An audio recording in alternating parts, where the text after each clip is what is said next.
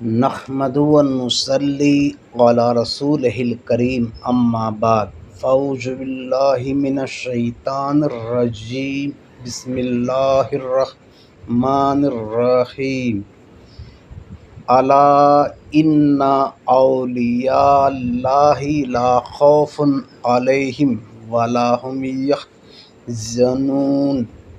السلام علیکم ورحمۃ اللہ وبرکاتہ۔ ولی کا معنی قریبی ہے۔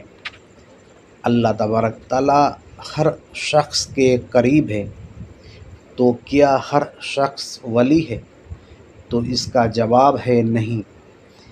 اللہ کے قریب وہی ہے جو شریعت کے قریب ہے۔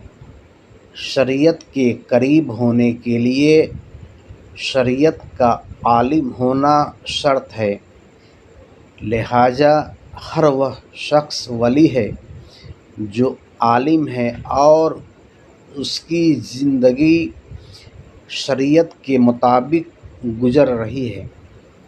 بدعقیدہ رافضی اور خوارج گمراہ ہے اور گمراہ شریعت سے دور ہے، چاہے وہ عالم کیوں نہ ہو، اس کو ولی کہنا حرام ہے۔